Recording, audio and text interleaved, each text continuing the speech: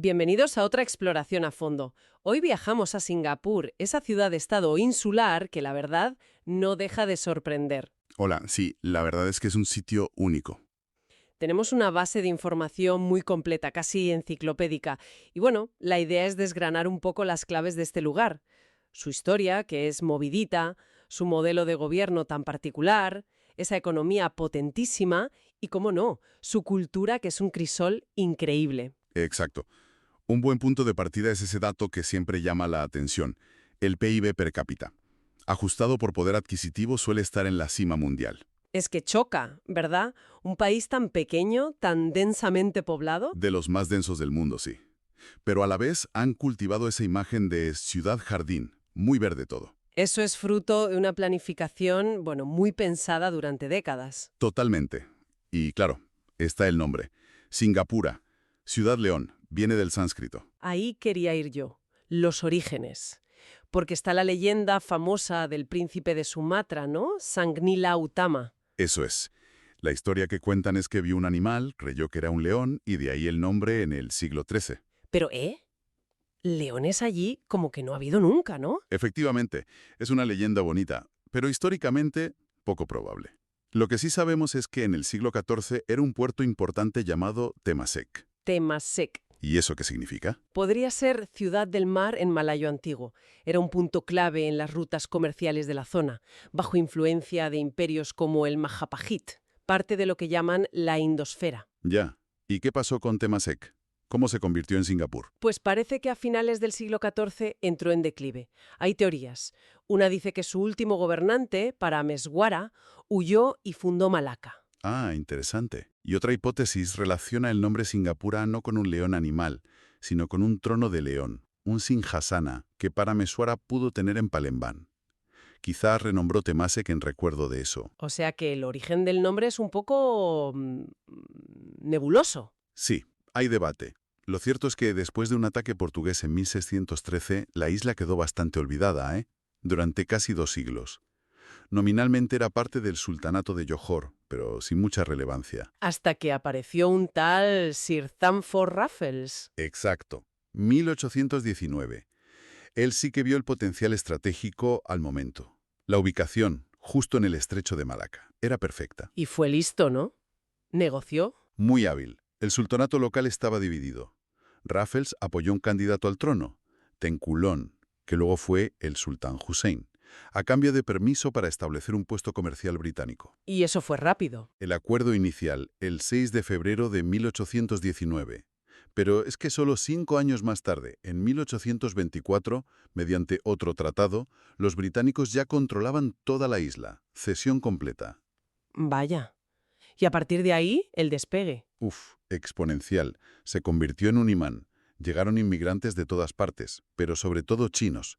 Piensa que pasó de unos 1.000 habitantes en 1819 a más de 80.000 en 1860. ¡Qué barbaridad! Y económicamente, pues plantaciones de pimienta, de gambier, pero sobre todo se consolidó como el gran puerto de la región, el centro para sacar el caucho y el estaño de la península malaya. ¿Se integró en las colonias del estrecho? Sí, junto con Penang y Malaca. Y en 1836 se convirtió en la capital de esas colonias. Más tarde, en 1867, se separó administrativamente de la India británica y pasó a ser colonia de la corona, bajo control directo de Londres. Ya en el siglo XX construyeron la famosa base naval, el Gibraltar del Este. Sonaba a invencible. Sonaba así. Era una base formidable, pero tenía un talón de Aquiles. Su defensa dependía de que la flota metropolitana británica pudiera llegar. Y claro, llegó la Segunda Guerra Mundial. Y la flota estaba ocupada en Europa. Así que esa vulnerabilidad quedó totalmente expuesta. En febrero de 1942, los japoneses tomaron Singapur. Un golpe durísimo. Recuerdo la frase de Churchill, el peor desastre militar británico. Lo fue sin duda. Decenas de miles de soldados aliados, británicos, australianos, indios, capturados. Para los japoneses fue una victoria estratégica enorme. ¿Y la ocupación? Terrible, ¿no? Brutal. Renombraron la ciudad como Sionanto, Luz del Sur, y hubo episodios espantosos como la masacre de Sukching, una purga dirigida contra la población china. Miles de asesinados. Eso debió marcar un antes y un después. Totalmente. Más allá del drama humano que fue inmenso, esa caída destrozó el mito de la invencibilidad europea en Asia. Fue un punto de inflexión psicológico y político brutal. Y después de la guerra, con la rendición japonesa en el 45, imagino que la vuelta a la normalidad no fue fácil. Para nada. Primero un periodo caótico, violencia, venganzas. Luego la administración militar británica intentando poner orden. Pero la infraestructura estaba destrozada. Faltaba comida, había huelgas y, sobre todo, un sentimiento anticolonial muy fuerte. ¿Y políticamente? Pues Singapur ya no volvió a ser parte de las colonias del Estrecho. En 1946 se convirtió en una colonia de la corona separada. Se empezaron a crear instituciones locales, consejos legislativo y ejecutivo. Y mientras en la península estaba la emergencia malaya, la guerrilla comunista. Exacto, y eso influía mucho. Había miedo al comunismo también en Singapur. Fue una época de mucha agitación social, disturbios, y en ese contexto es donde emerge la figura de Lee Kuan Yew y su partido, el PIP, Partido de Acción Popular. Que ganaron las elecciones del 59. Sí, arrasaron justo cuando Reino Unido concedió el autogobierno interno casi total. Defensa y exteriores seguían en manos británicas, pero lo demás ya era local. David Marshall lo había intentado antes, pero no consiguió tanto. Pero el objetivo inicial de Lee Kuan Yew y el PAP no era la independencia de Singapur como tal, ¿verdad? No, curiosamente. Creían firmemente que Singapur sola no era viable, sobre todo económicamente. Necesitaban un mercado más grande. Su apuesta era unirse a la Federación de Malaya. ¿Y en Malaya qué pensaban? Pues había recelos. La élite gobernante malaya, la UMNO, temía el gran peso de la población china de Singapur, que alteraba el equilibrio racial de la Federación. Pero por otro lado, también temían que un Singapur independiente y solo pudiera caer en manos comunistas. Un cálculo complicado. Sí. Al final el miedo al comunismo y también la presión británica, que veía a la Federación como una solución estable, pesaron más. Tunku Abdul Rahman, el líder malayo, propuso la Federación en 1961. Y así nació Malasia en 1963, uniendo Malaya, Singapur y los territorios británicos de Borneo, Sabah y Sarawak. Brunei al final se quedó fuera. Exacto, el 16 de septiembre de 1963. Singapur entró con un grado bastante alto de autonomía, eso sí, Pero la luna de miel duró poco, muy poco. poquísimo. Apenas 2 años. Las tensiones surgieron casi desde el primer día. ¿De qué tipo? Pues varias. Por un lado, la oposición violenta de Indonesia a la creación de Malasia, la llamada Confrontasi. Hubo incluso atentados en Singapur, como el de McDonald House en 1965. Vaya. Luego, disputas económicas. Singapur se quejaba de que no se creaba el mercado común prometido, que se le ponían trabas. Malasia retenía préstamos. Y lo más grave, quizá. Los conflictos raciales. En 1964 hubo disturbios muy serios en Singapur entre las comunidades china y malaya. Varias muertes, mucha tensión. Eso debe ser la gota que colmó el vaso. Sí, para Tunku Abdul Rahman y el gobierno federal en Kuala Lumpur, la situación era insostenible. Temían que la violencia se extendiera y tomaron una decisión drástica: expulsar a Singapur de la Federación. ¿Expulsar? ¿No fue una separación pactada? No, fue una rescisión unilateral de Malasia. El 9 de agosto de 1965, el Parlamento malasio votó por unanimidad, 126-0, la separación. Singapur se encontró de la noche a la mañana independiente. Uf, qué situación. Independientes casi a la fuerza. Totalmente. Lee Kuan Yew lo anunció en una rueda de prensa famosísima, visiblemente emocionado, casi llorando. No era lo que querían.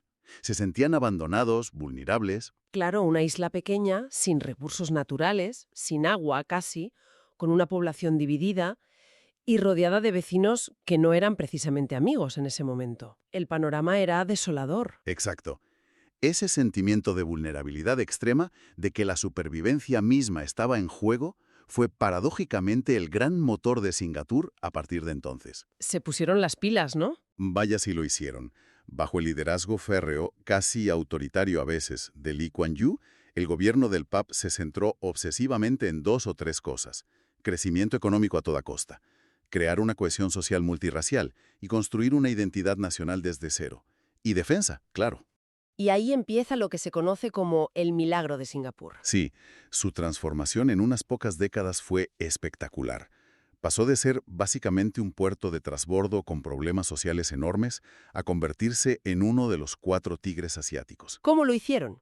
¿Cuál fue la receta? Pues apostaron por la industrialización orientada a la exportación, atrayendo inversión extranjera masiva con incentivos fiscales, estabilidad política, mano de obra disciplinada y, muy importante, cero tolerancia a la corrupción. Y diversificaron mucho, ¿no? Muchísimo.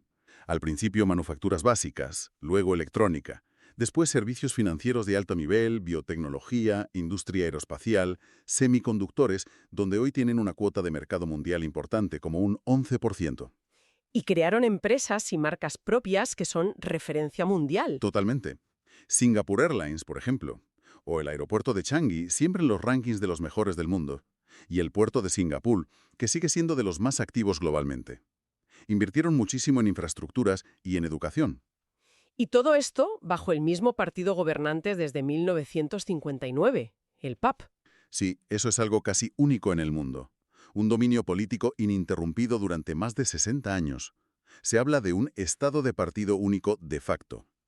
¿Y eso ha sido bueno o malo? Pues tiene las dos caras. Por un lado, ha proporcionado una estabilidad política y una continuidad en las políticas a largo plazo que sin duda han sido claves para el éxito económico y la planificación urbana. Pero ¿la otra cara? La otra cara es un sistema con restricciones importantes a las libertades políticas y civiles, control de los medios de comunicación, limitaciones a la libertad de expresión y de reunión, un sistema electoral que, según la oposición, favorece al PAP. Aunque han introducido algunos mecanismos, ¿no? Para dar algo de voz a la oposición. Sí, existen los llamados NCMP, Non-Constituency Members of Parliament, que son los mejores perdedores de la oposición que no consiguieron escaño para asegurar una presencia mínima, y los NMP, Nominated Members of Parliament, que son figuras independientes nominadas, no políticas. Y también están las GRC, las circunscripciones grupales. Exacto. Las Group Representation Constituencies.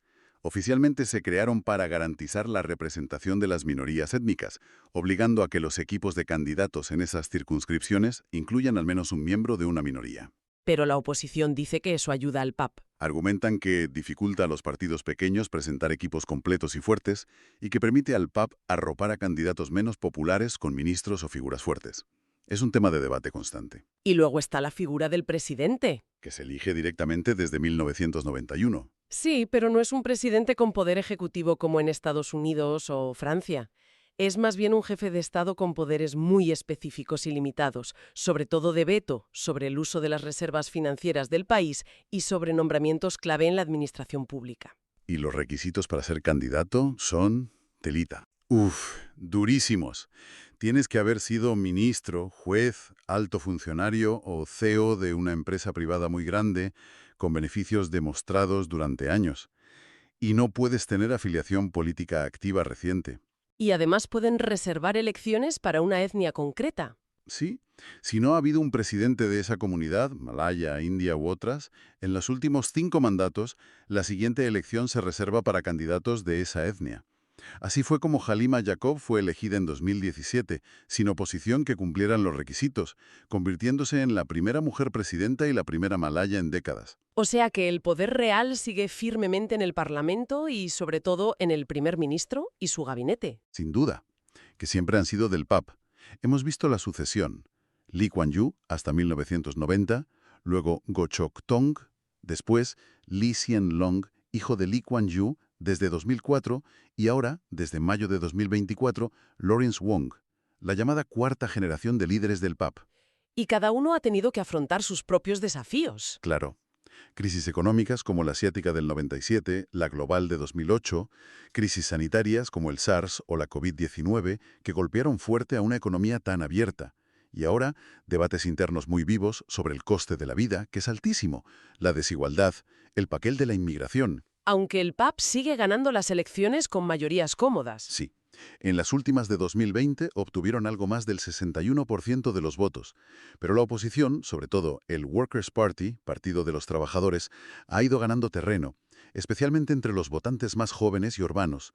Consiguieron un récord de 10 escaños electos. Vamos a profundizar un poco más en ese sistema. Decíamos república parlamentaria tipo Westminster, pero con sus toques singapurenses. Correcto. Parlamento unicameral. El poder ejecutivo reside en el gabinete, liderado por el primer ministro, que debe contar con la confianza del Parlamento. El presidente es el jefe de Estado. Y el Poder Judicial se basa en el Common Law inglés, pero con modificaciones importantes como la ausencia de jurados. La Constitución es la ley suprema. ¿Y la ideología del PAP, cómo la definirías? Aparte de pragmatismo. Es una mezcla curiosa. Defienden a ultranza el libre mercado, la globalización, atraer inversión, pero al mismo tiempo, el Estado tiene una presencia enorme en la economía a través de empresas vinculadas al gobierno, las GLCs, Government Linked Companies. Como Temasek Holdings o GICE. Exacto. Y combinan eso con un fuerte nacionalismo cívico, un énfasis en la meritocracia y políticas de bienestar social importantes, sobre todo en vivienda pública, HDB, y sanidad, los 3M, Medifund, Medisave y Medishield. Todo bajo un manto de orden, estabilidad y control social. Lo que nos lleva de nuevo a la paradoja. Eficiencia, seguridad, bajísima corrupción. Sí, en los rankings de percepción de corrupción de Transparencia Internacional siempre están en el top mundial. Y en el índice de Estado de Derecho del World Justice Project destacan en orden y seguridad, ausencia de corrupción, justicia civil y penal. Pero Pero puntúan más bajo en aspectos como límites al poder gubernamental, gobierno abierto y derechos fundamentales. Organizaciones como Freedom House lo califican como parcialmente libre. The Economist, en su índice de democracia, lo considera una democracia defectuosa. las libertades de expresión, prensa, reunión, están garantizadas en la Constitución, pero Pero el artículo 14 las garantiza sujetas a restricciones por ley, en nombre de la seguridad, el orden público, la moralidad o la armonía racial y religiosa. Y esas restricciones son amplias. por ejemplo, para reunirse más de 5 personas en público se necesita permiso policial, ¿no? Salvo en el Speaker's Corner. Efectivamente. Y hay leyes estrictas contra la difamación, la sedición o las fake news, POFMA, que han sido criticadas por usarse contra la oposición o voces críticas. El índice de libertad de prensa de Reporteros Sin Fronteras suele situar a Singapur bastante abajo. Y luego están las leyes penales estrictas. La pena capital. Sí, se mantiene y se aplica principalmente para delitos de narcotráfico y asesinato. Es un tema muy controvertido internacionalmente, sobre todo la obligatoriedad de la pena de muerte para ciertas cantidades de droga. También existe el castigo corporal, los azotes con vara, caning, para ciertos delitos. Entendido. Un modelo con luces y sombras está claro. Hablemos de la economía. El motor. Ya dijimos, PIB per cápita altísimo. ¿Cómo funciona? Es una economía de mercado muy desarrollada, históricamente basada en el comercio de entrepó, reexportación, pero ahora muy diversificada. Es extremadamente abierta, innovadora, competitiva y pronegocios. Calificación crediticia AAA, la máxima. ¿Y atrae inversión extranjera a raudales? Muchísima. Por la estabilidad, la seguridad jurídica, los bajos impuestos, la infraestructura de primera, la mano de obra cualificada y multilingüe y la corrupción casi inexistente. Es consistentemente uno de los países más fáciles para hacer negocios. ¿Sigue siendo relevante la etiqueta de paraíso fiscal? Bueno, tiene matices. Los impuestos sobre la renta personal y de sociedades son bajos en comparación internacional. Y sobre todo, no gravan los ingresos obtenidos en el extranjero ni las ganancias de capital para los residentes, lo que atrae a mucha gente rica y a empresas holding. Eduardo Saverin, el cofundador de Facebook, renunció a la ciudadanía estadounidense y se hizo residente allí, ¿no? Él y muchos otros. Aunque Singapur colabora internacionalmente en transparencia fiscal y salió de las listas grises de la OCDE hace años, sigue siendo un centro financiero importante donde se gestionan grandes fortunas, a veces con críticas sobre la opacidad. La contrapartida es el coste de vida. Brutal. Siempre está entre las ciudades más caras del mundo para vivir, según rankings como el de The Economist Intelligence Unit. Sobre todo la vivienda y tener coche, que es prohibitivo. ¿Y los sectores clave hoy en día? Pues es un centro financiero global de primer nivel, tercer centro de divisas, sexto financiero mundial, un hub logístico brutal, segundo puerto mundial en contenedores, un gran centro de refino de petróleo y comercio, tercero del mundo, produce la mayoría de las plataformas petrolíferas autoelevables del mundo, es un centro de reparación naval líder. ¿Y más allá de eso? La manufactura de alta tecnología es clave. Electrónica, semiconductores, con un 11% de la cuota global, aportando un 7% al PIB. Ingeniería de precisión, química y cada vez más, ciencias biomédicas y farmacéutica. Los servicios financieros y empresariales son otro pilar enorme, y el turismo, claro. ¿Qué importancia tiene el turismo? Mucha. Antes de la pandemia, aportaba directamente un 3-4% al PIB. En 2023 recibieron casi 14 millones de turistas internacionales. Tienen íconos como el Merlion, Marina Bay Sands, Gardens by the Bay, la isla de Sentosa, los jardines botánicos, UNESCO. También es un destino importante de turismo médico. Mencionaste las empresas vinculadas al Estado, GLCs. ¿Siguen siendo importantes? Sí, muchas de las grandes empresas singapurenses empezaron como estatales o tienen una participación significativa del gobierno a través de holdings como Temasek. Hablamos de Syntel Telecomunicaciones, ST Engineering, Keppel, Construcción Naval, Infraestructuras. Los grandes bancos como DBS, OCBC, UOB son actores clave. Entendido. Y a pesar de esta economía tan potente y capitalista, hay una red social fuerte. La vivienda pública es el ejemplo más claro. Sí, el HDB es fundamental. Más del 80% de los ciudadanos viven en pisos construidos por el HDB. Y la tasa de propiedad es altísima, más del 90%, gracias a subsidios, préstamos blandos y el uso del ahorro obligatorio del CPF. Y en sanidad también, con los 3M. Exacto. Medisave, ahorro obligatorio individual para gastos médicos, Medishield Life, seguro básico universal, y Medifund, ayudas para los más necesitados. Es un sistema mixto que logra muy buenos resultados, esperanza de vida altísima, mortalidad infantil bajísima, con un gasto público relativamente bajo, sobre el 4 o 5% del PIB. El índice de desarrollo humano es muy alto. Cambiemos a la geografía. Una isla principal, Pulau John, y unas 60 islitas más. Eso es, conectada a Malasia por 2 puentes calzadas. Y lo más llamativo es cómo han ganado terreno al mar. ¿Cuánto? Un 25% de superficie adicional desde los años 60. Han rellenado costa, unido islas más pequeñas para crear suelo industrial como Jurong Island, o para vivienda. Es una obra de ingeniería constante. Pero importar arena les da problemas, ¿no? Sí, varios países vecinos han restringido la exportación de arena. Por eso ahora están invirtiendo mucho en tecnología de pólderes, como en los Países Bajos, para ganar tierra de forma más sostenible. Y en medio de tanta densidad y tanto hormigón, ¿mantienen esa imagen de ciudad-jardín? Es una política deliberada desde Lee Kuan Yew.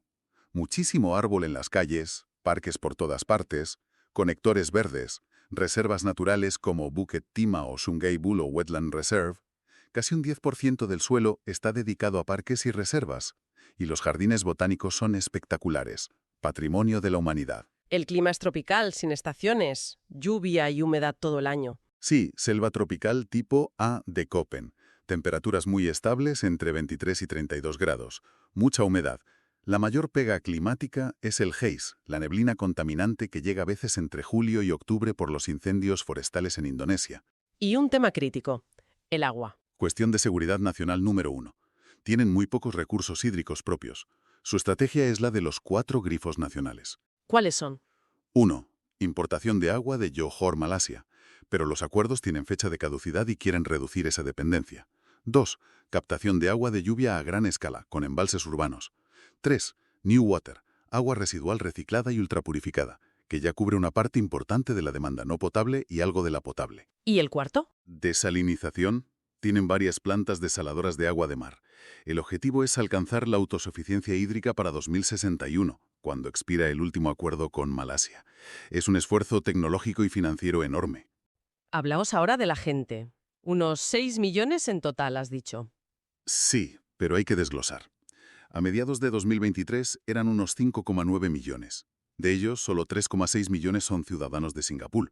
Luego hay medio millón de residentes permanentes, PRs, y casi 1,8 millones son no residentes, trabajadores extranjeros de todo tipo, desde construcción a finanzas, estudiantes, etc. Una densidad de población brutal.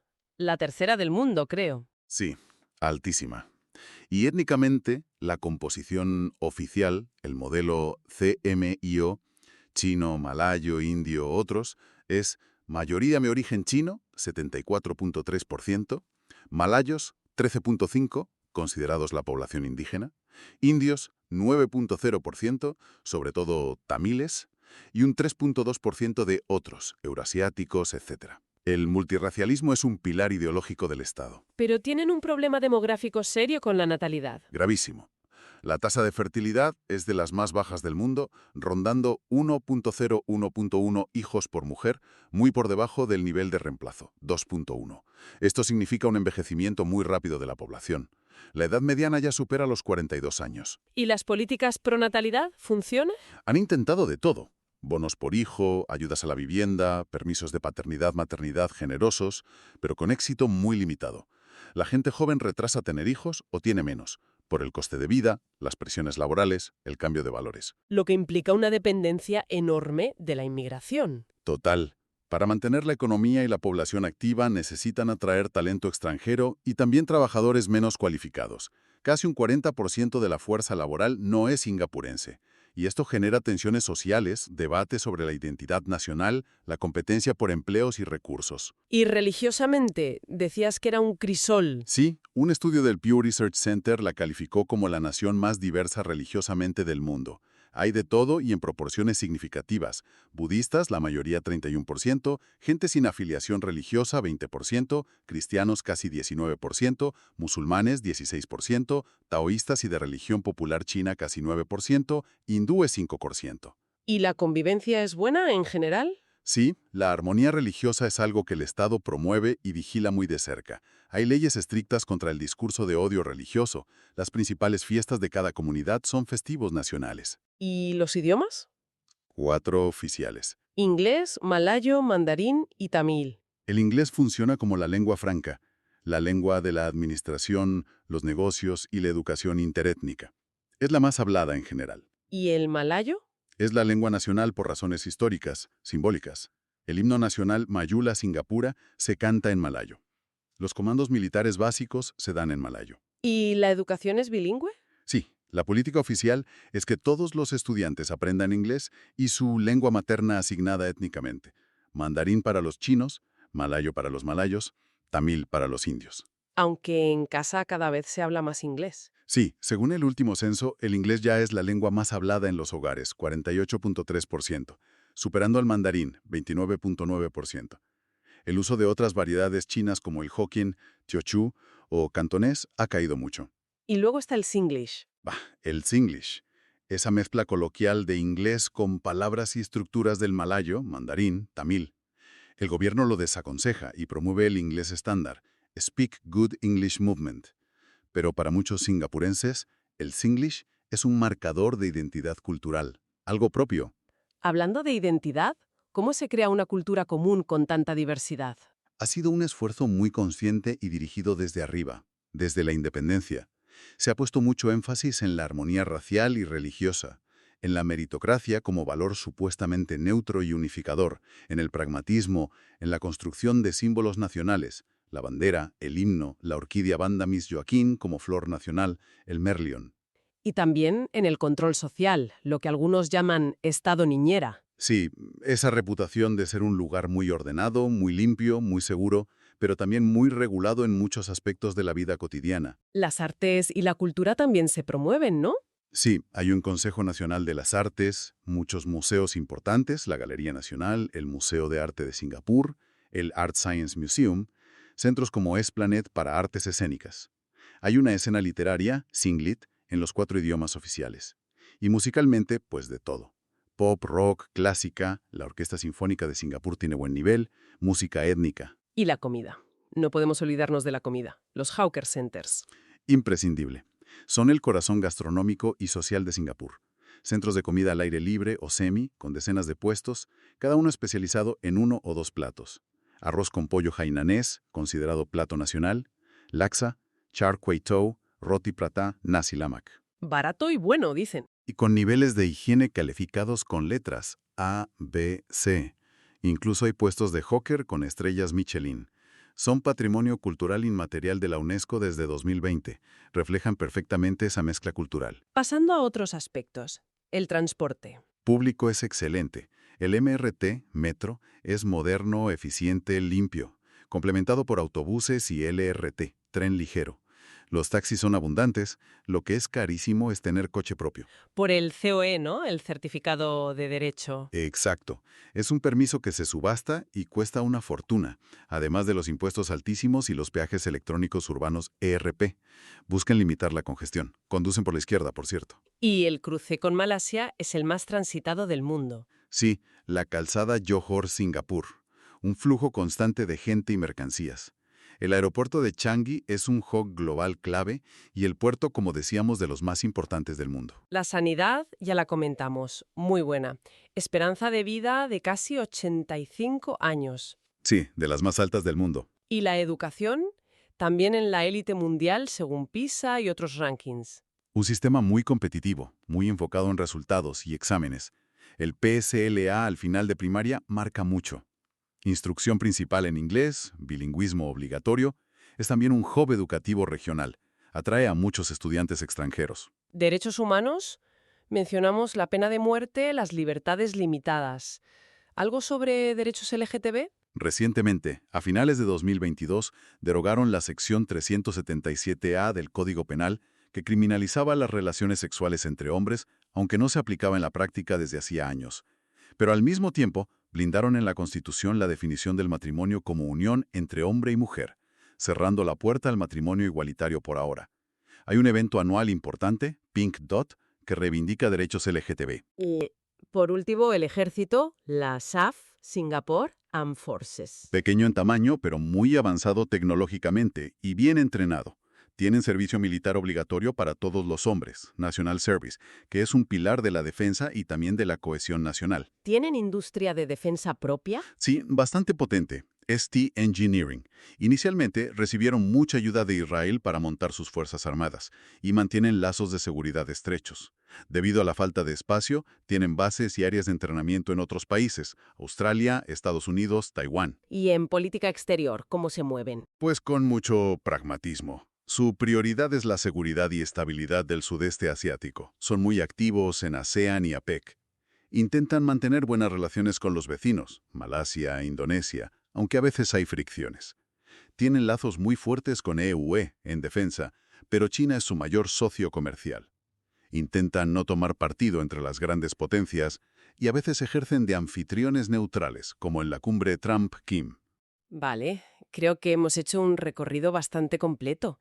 Singapur se perfila como, un caso de estudio continuo, una pequeña isla con un impacto global desproporcionado. Sí, un lugar que maneja constantemente tensiones entre orden y dinamismo, diversidad y unidad, tradición y una modernidad casi futurista. Un equilibrio delicado que parece que siempre está ajustándose. Exacto, nunca está quieto. Su éxito, para esa transformación increíble. Sin duda. Pero también hemos visto cómo crecen las voces que piden más espacio para la expresión individual, para el debate, para un mayor pluralismo político. La sociedad está cambiando, es más diversa, está más conectada. Sí, las nuevas generaciones tienen otras aspiraciones. Entonces, la pregunta que queda en el aire es: ¿cómo va a gestionar Singapur esa tensión en el futuro? ¿Podrá mantener esa fórmula que le ha funcionado, esa mezcla de control y eficiencia, adaptándose a la vez a esas demandas de mayor apertura y participación de una sociedad cada vez más crítica y compleja? Ese es el gran reto, sí. Evolucionar sin perder la esencia de lo que les ha hecho funcionar. Su capacidad de reinvención, que ha sido asombrosa hasta ahora, va a ser puesta a prueba de nuevo. Un equilibrio difícil,